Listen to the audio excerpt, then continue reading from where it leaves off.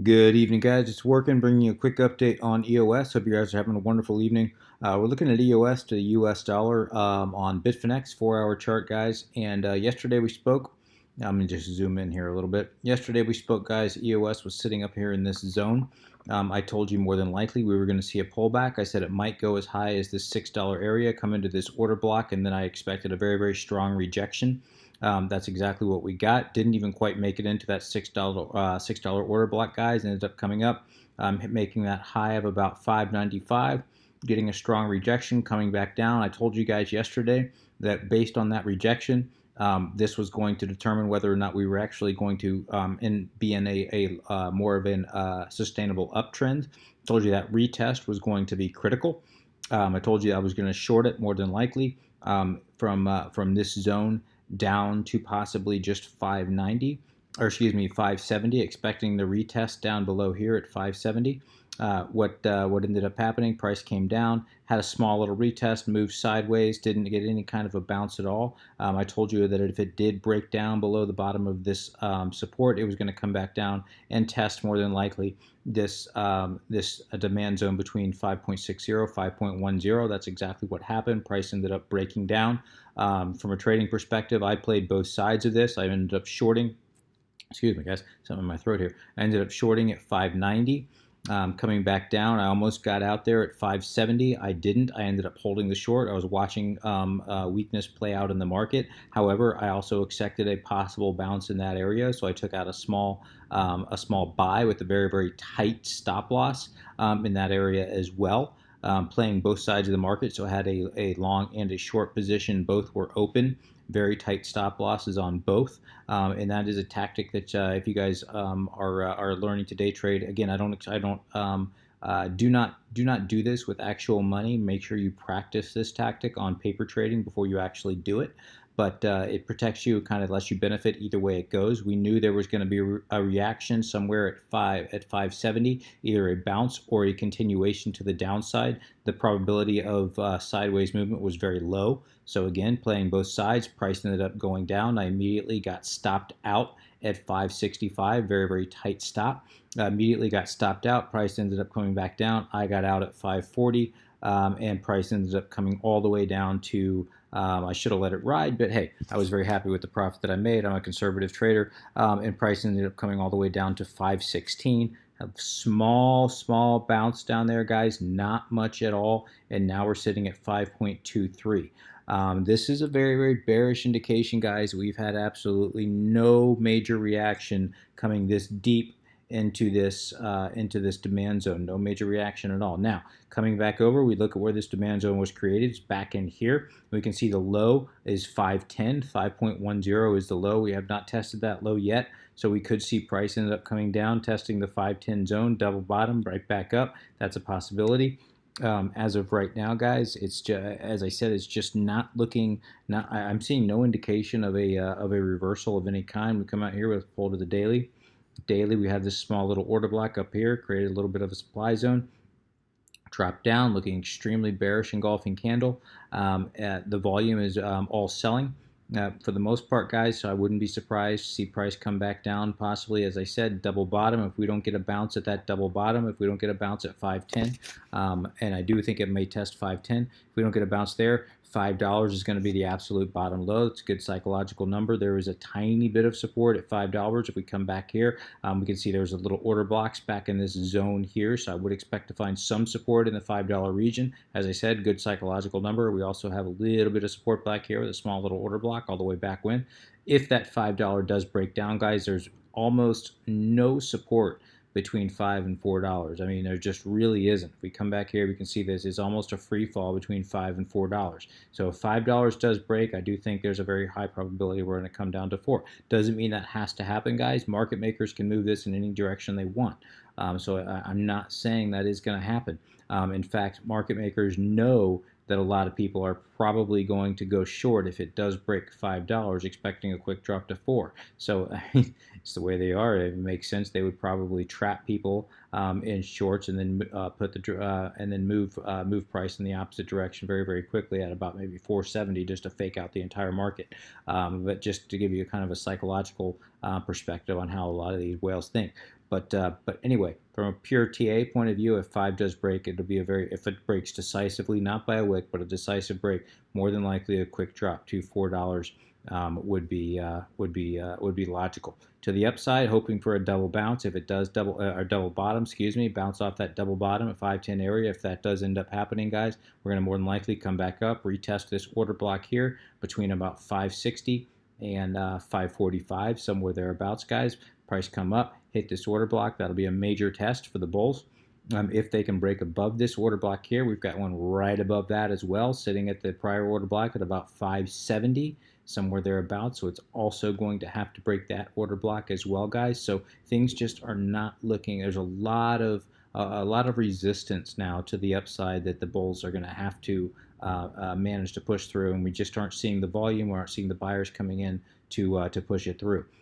Not as of yet, anyway. Now, good news is we are extended as still to the downside of these lower Bollinger Bands, which would indicate we could see, hopefully get a little bit of a bounce off of that. Although we can see that price has been well below the 8-day EMA, came up, tested the 8-day EMA once. This is again on the daily chart. One time, strong rejection off that 8-day EMA. We'd like to see price come up, test that 8-day EMA again. If it can break above the 8-day EMA, that's going to be a sign of a small momentum shift. Nothing great, but a small momentum shift. Let's zoom in here to the 4-hour. Looking at the 4-hour, even on the 4-hour, guys, we're still well below the 8-day EMA as of right now. We can see it was acting as a very, very strong resistance here for quite some time. Now we're sitting down here at about 524, somewhere thereabouts, guys. We need to get a retest of that. Wouldn't be surprised to see price jump back down, bottom of this Bollinger Band here, somewhere around $5. And then an immediate bounce off of that $5 region. As I said, this is a great psychological number for EOS. So we can see if we can get that bounce off that lower Bollinger Band there. That's a possibility, guys. But as I said, right now, just things are not looking great at all for the bulls. Let's check long and short positions. Coming here, checking longs. We can see longs started to stack, and then we just had that sell-off. And of course, liquidated. The market makers liquidated a lot of stops. Coming in here, looking at shorts. Shorts continue to stack to the upside, guys. It's very, very interesting that they've been stacking for as long as they have. I do expect there to be some type of a correction here very, very soon. From short, market makers are going to do it. They may trap people even lower. The fact that it's, look, we can see a couple of people are probably starting to take profits. That's probably what this wick is here. These people taking profits, which is very smart. If I was in a short, I have closed my short position, but if I was in this short from down here, I would certainly be taking all my profits off the table. So I wouldn't be surprised to see price come back up, a small little spike based on just people liquidating, or excuse me, people taking profits from their short positions. Also wouldn't be surprised to see the market makers just prop the price up to liquidate a lot of these shorts and go stop hunting. If we come back in here, we look to see where they're going to go stop hunting. Well, if these people are just still taking out shorts, more than likely, they're putting their stop losses, excuse me, guys, putting their stop losses more than likely right above this wick. So probably if you did end up going short here, guys, they're probably going to drive the price up above here, liquidate their shorts. They'd probably drive the price up somewhere around 55.50, bounce up there, and then bring it right back down. That's a possibility. Or we could just see it go straight up to the upside, guys, and just liquidate everything. The area that we have to take out is going to be this microstructure here, the top of this wick, sitting at about 593. We've got to take out this prior high of 593, guys. Until we do that, we're just not going to see any kind of a major bull run. Call it $6. So we're looking at this order block here. This is the supply zone that we now have to take out, sitting between about 603 and 592. This is the order block that we've got to take out to the upside. If we can get north of that, there's just not a lot of resistance up until we get to about 660, 670, somewhere thereabouts. So if we can get well north of $6, it'd be a very quick rise up to 670. We're also keeping in mind that we have this massive descending resistance line, guys, that we do have to get past. Two of them, actually, this being the first. There's a second one here. Both these resistance lines we have to get past. Once we get past both of these, guys, then we're going to know the bulls are back in town. Until that happens, guys, things just, as I said, just are not looking great. Coming out here, looking at the 4-hour RSI. For our RSI, looking extremely bearish, guys. Came up, massive drop as soon as it hit the top of this resistance area, right up in here, sitting somewhere between 50 and 45 up in this zone. We've got to get north of this zone, guys, on the RSI to get any kind of major strength, or to indicate any kind of strength. In the market right now is just looking incredibly weak. Every time the bulls attempt something, the bears just reject it immediately. We had almost a triple bottom here, 1, 2, 3. Price came up, tested it. Now it's just moving sideways. Indicating we've tested it once, twice. We're getting no major reaction here, hoping for almost a double bounce here. Got none of that at all, so it may take it continue down.